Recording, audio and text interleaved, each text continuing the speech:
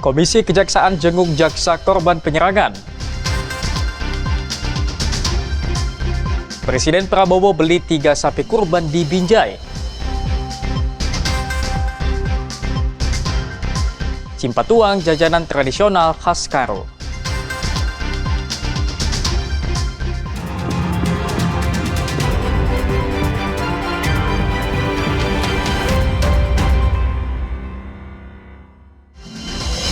Halo, selamat pagi saudara. Kompas Sumut hari ini hadir dengan beragam informasi penting dan menarik dari Sumatera Utara. Selain 3 sorotan tadi, sejumlah informasi lain akan kami sajikan dalam Kompas Sumut. Bersama saya Emir Syapurba, inilah Kompas Sumut selengkapnya di Kompas TV, independen terpercaya.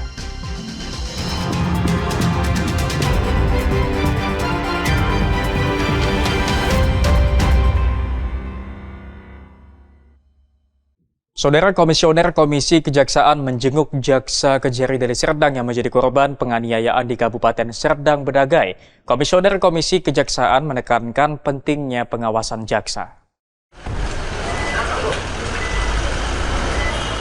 Komisioner Komisi Kejaksaan mendatangi Rumah Sakit Columbia Asia Kota Medan untuk melihat kondisi jaksa John Wesley Sinaga dan staf tata usaha Kejari Deli Serdang pasca aksi penyerangan yang terjadi pada Sabtu pekan lalu. Selain menjenguk korban penyerangan, Komisioner Komisi Kejaksaan Rita Serena Kolibonso juga mendatangi lokasi kejadian di Kabupaten Serdang Bedagai. Komisioner Komisi Kejaksaan Rita Serena Kolibonso menekankan pentingnya pengamanan jaksa baik saat tugas maupun di luar kedinasan. Kita tahu bahwa yang terakhir ada Perpres yang baru saja dalam usia seminggu dikeluarkan, Perpres nomor 66 tahun 2025 tentang pengamanan jaksa. Kelihatan ini menjadi satu hal yang konkret kasusnya, di mana keamanan kerja dari jaksa itu perlu, ya, tidak hanya di dalam kedinasan maupun juga di luar kedinasan.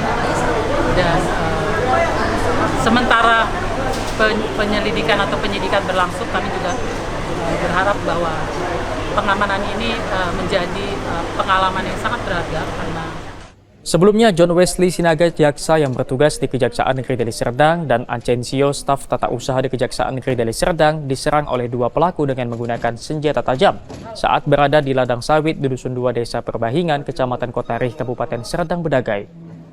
Polda Sumatera Utara telah menangkap 3 pelaku yang masing-masing berperan sebagai otak pelaku, eksekutor, hingga pembantu eksekutor. Polda Sumut hingga kini masih mendalami keterangan ketiga pelaku. Dedi Zulkifli Tarigan, Kompas TV, Medan, Sumatera Utara. Saudara, personil Satreskrim Polrestabes Medan meringkus 4 penagih hutang yang melakukan perampasan mobil yang ternyata tidak dalam tunggakan. Para pelaku juga merampas handphone milik korban. Penggerebekan narkoba di kawasan Kelambir 5 Medan dilakukan dengan menelusuri gang sempit. Lokasi ini sengaja dijadikan pelaku agar tidak tercium petugas. Dalam penggerebekan Kamis sore kemarin, personil Sat Narkoba Polrestabes Medan terpaksa membuka paksa pintu seng sarang narkoba. Di tempat ini, polisi menemukan 2 paket sabu siapaka yang ditemukan di loket penjualan narkoba. Kemudian petugas juga mendapati 4 tabung airsoft gun yang diduga bagian dari senjata airsoft gun yang disiapkan untuk menyerang petugas. Kasatres Narkoba Polrestabes Medan, Ajun Komisaris Besar Polisi Tommy Arwan menyebut selain menangkap 5 pelaku, petugas juga mendapati 2 paket sabu, sejumlah alat hisap narkoba di lokasi penggerebekan. Sarang narkoba yang digerebek merupakan sarang narkoba yang dilaporkan warga melalui media sosial kepada polisi. Di lokasi ini juga didapati tempat melarikan diri di area belakang rumah. Dengan barang bukti berupa 2 paket sabu dan juga beberapa alat hisap sabu, yaitu berupa bong.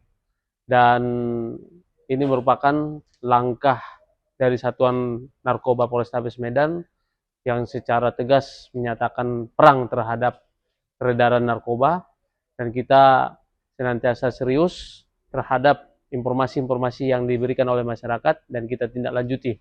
5 pria yang ditangkap kini dalam pemeriksaan untuk memastikan keterlibatan dalam praktek jual beli narkoba. Ferry Irawan, Kompas TV, Medan, Sumatera Utara. Saudara, satu unit rumah di kawasan Kelambir 5, Kota Medan digerebek polisi. 5 orang ditangkap, berikut 2 paket sabu dan menyita beberapa tabung senjata airsoft gun. Ini adalah rekaman video yang direkam polisi ketika meringkus 4 debt kolektor di depan Polsek Medan Kota.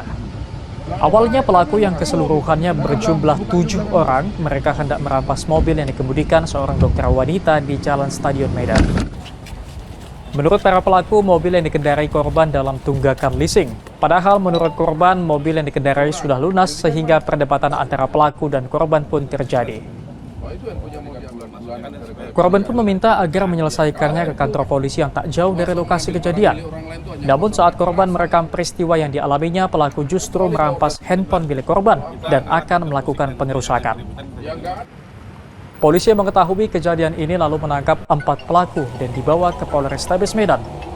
Kapolrestabes Medan, Komisaris Besar Polisi Gideon Arif Setiawan menyebut 4 pelaku kini sudah menjadi tersangka dan ditahan. Kekerasan di ruang publik yang dilakukan dengan motif untuk menguasai milik atau benda orang lain itu menjadi ranah penegakan hukum dan terlebih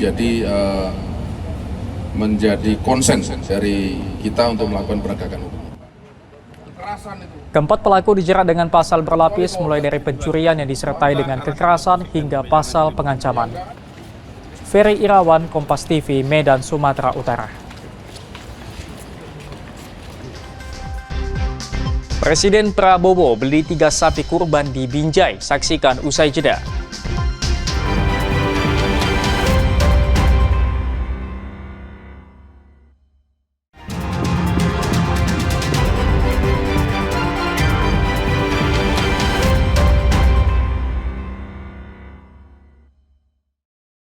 Masih bersama saya, Emir Syapurba dalam Kompas Sumut. Saudara, 3 ekor sapi milik peternakan Yanto Farm di Kota Binjai dibeli Presiden Prabowo untuk hewan kurban tahun ini. Ketiga ekor sapi dengan bobot di atas 800 kg nantinya akan dikirim ke 3 daerah di Sumatera Utara.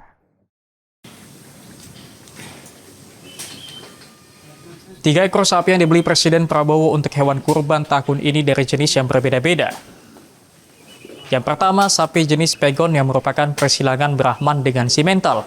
Kedua, sapi jenis limosin, dan yang ketiga, sapi jenis simental.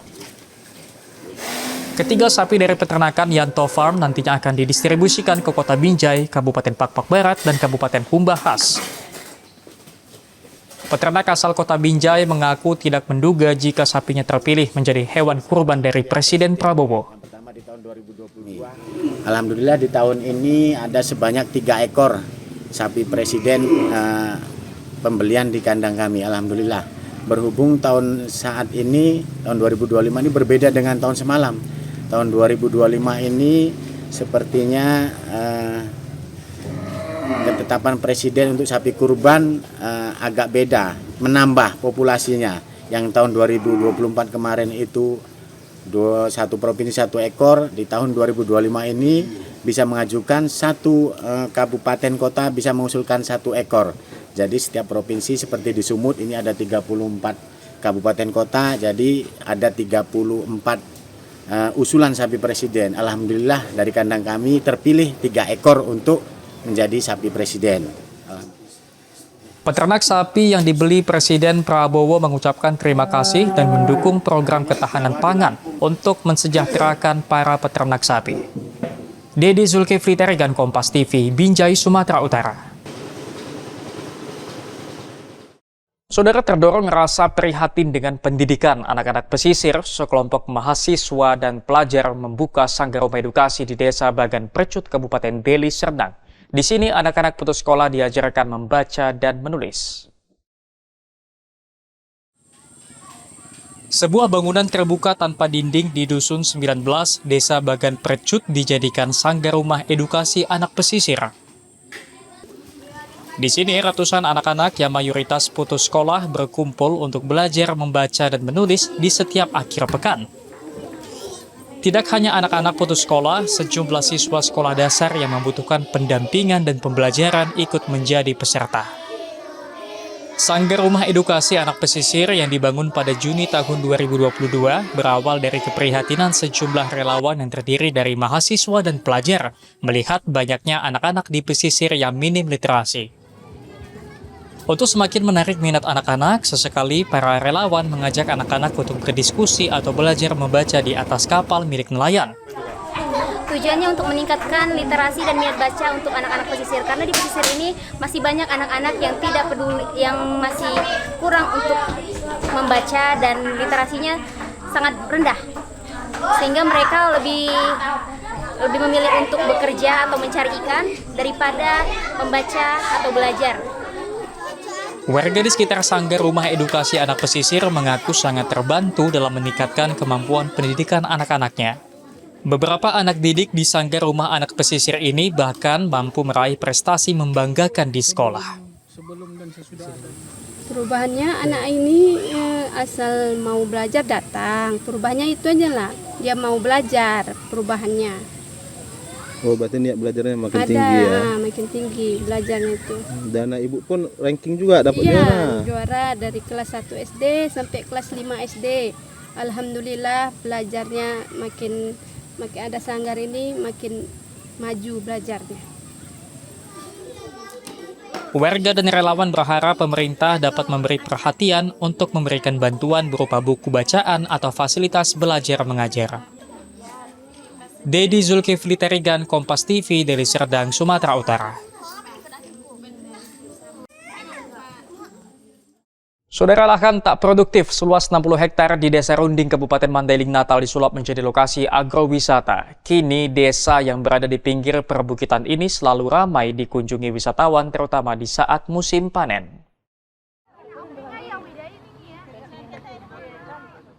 Hampir setiap hari, Desa Runding di Kecamatan Panyambungan Barat, Kabupaten Mandailing, Natal dipenuhi wisatawan dari berbagai daerah.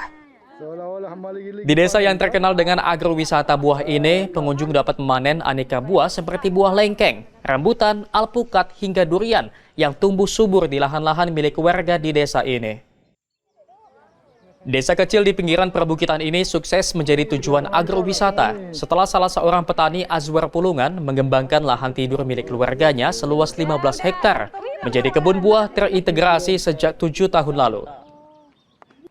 Ide kreatif alumni Institut Pertanian Bogor ini menjadi inspirasi bagi warga desa lainnya untuk ikut bercocok tanam buah. Kini lahan tidak produktif seluas 60 hektar di Desa Runding sudah menjadi lokasi agrowisata buah. Nah, tanaman tua, tanaman buah kita udah mulai berbuah, udah mulai berproduksi. Nah, disinilah masyarakat pada umumnya di Desa Runding ini tertarik dan menanam rata-rata menanam buah. Hampir kalau nggak salah mungkin hampir 60 hektar sekarang tanaman buah yang ada di Desa Runding. Khairul Bazar, Kompas TV, Mandailing, Natal, Sumatera Utara. Cimpatuang, jajanan tradisional khas Karo, saksikan usai jeda.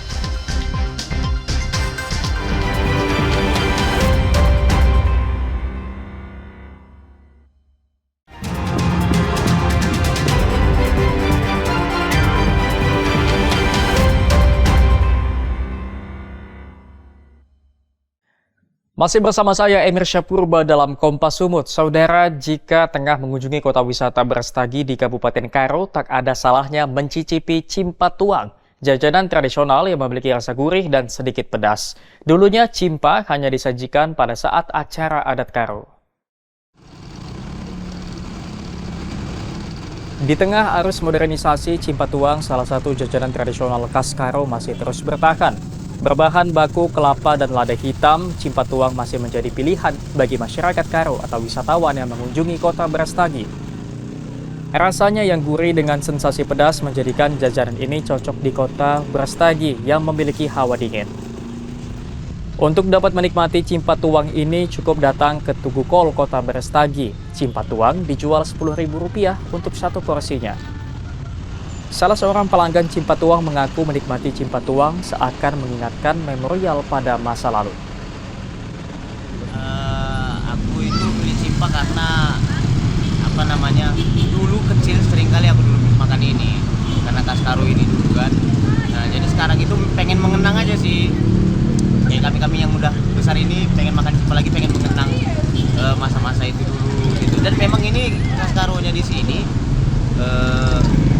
wajib sih sebenarnya. Kalau aku ya pribadi selalu beli tempat bapak ini, wajib sih aku harus makan cimpa ini. Pedagang Cipatuwang sendiri mengaku tetap bertahan berdagang Cipatuwang untuk menjaga kelestarian makanan tradisional. Satu untuk mempertahankan khas Karo, gitu. Untuk melawan rubah bahwa kita punya makanan khas Karo. Selain kerap menjadi cemilan, jajanan tradisional Cipatuwang juga sering disajikan jika ada acara adat Karo. Henry Setiawan, Kompas TV, Karo, Sumatera Utara. Saudara, hidangan gulai itik dengan sajian kuah santan menjadi menu primadona warga di Kabupaten Mandailing Natal. Betapa tidak, kuah santan dengan rasa pedas dipadu gurihnya daging itik dijamin akan membuat Anda ketagihan. Gulai itik Jamanggis, itulah menu andalan salah satu rumah makan di Jalan Lintas Timur Panggorengan, Kota Panyebungan, Kabupaten Mandailing Natal. Gulai dengan sajian kuah santan pedas dipadu gurihnya daging itik menjadikan menu ini selalu diburu oleh masyarakat. Proses pembuatan gulai itik sendiri tidak terlalu rumit. Aneka bumbu seperti irisan bawang merah, serai, cabai giling merah, dan rawit serta lengkuas menjadi bumbu utama yang dimasak dengan potongan daging itik dan sedikit kuah santan. Untuk menambah rasa gurih dan menghindari aroma amis, pengelola rumah makan menambahkan sedikit campuran air perasan asam. Untuk menjamin kelezatan rasanya, pengelola rumah makan memasak gulai itik dengan menggunakan kayu bakar. Kalau masak kayu bakar, dia lama, rasa apanya agak lama, enggak gampang basi. Oke, artinya tahan lama. Tahan lama dia. Kalau memakai gas, sebentar aja udah agak berbau ya. Berbau lah dia. Oke, dari cita rasanya Bang, itu mempengaruhi nggak Bang pakai kayu bakar ini Bang? Pasti. Itu seperti apa? Kayu bakar ini karena dulu pun masak pakai kayu bakar, biar enggak biar tahan lah dia. Aromanya pun aroma kayu itu pun masuk dia ke dalam ke dalam gulai itu. Setiap hari, sedikitnya 7 hingga 10 ekor itik diolah untuk memenuhi pelanggan. Bahkan tak jarang pelanggan harus menunggu lebih dari 1 jam untuk dapat menikmati gulai itik ini. Gulai itik yang ku nikmati hari ini, saya sudah nunggu mulai dari jam 11 tadi. Ternyata baru masak jam 12:15. Saya sangat suka kepada cita rasanya, pedasnya terasa. Yang kedua tidak ada amis, dan dagingnya pun agak lembut, nggak keras dia. Jadi ditambah lagi tadi ada acarnya, tomat, bawang dan cabai rawit. Memang sering datang sini untuk? Oh iya, kadang sekali 3 hari kalau saya lagi di Panyabungan. Dan ini menjadi menu wajib makan siang saya di hari Selasa atau hari Kamis. Harus Bang ya? Harus. Oke, siap Bang. Untuk satu porsi, gulai itik dibanderol dengan harga Rp20.000 plus hidangan nasi panas. Tim Liputan Kompas TV Mandailing Natal, Sumatera Utara. Saudara, sebuah kedai kopi di kota wisata Brastagi, Kabupaten Karo memiliki cara unik dalam menyajikan kopi. Di kedai kopi ini, kopi dimasak menggunakan pasir vulkanik Gunung Api Sinabung. Inilah kopi Brastagi by Garuda yang berada di kota wisata Brastagi, Kabupaten Karo, Sumatera Utara.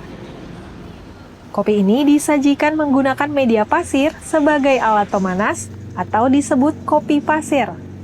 Kopi Brastagi ini menjadi menarik karena menggunakan teknik memasak dari Turki.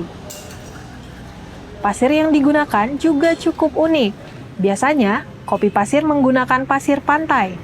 Namun, di sini pasirnya menggunakan vulkanik Sinabung. Kalau pasirnya kebetulan kita pakai pasir dari desa Kinayang, dari desa Burki. Ya itu dia ada kayak aroma vulkaniknya sih. Gitu. Karena untuk awal orang bilang kan sebenarnya pasir pantai, cuman kan di kampung kita ini kan ada pantai. Jadi kita coba beralih ke gunung dan ternyata aman. Salah satu pengunjung mengakui ada rasa berbeda dari kopi pasir ini. Selain rasa yang nikmat, pengunjung juga dapat melihat langsung proses pembuatannya. Rasanya cukup baik, enak ya. Kebetulan saya tanya tadi sama yang bikin kopi, dia merasa Arabica gitu ya, dapat asam-asamnya.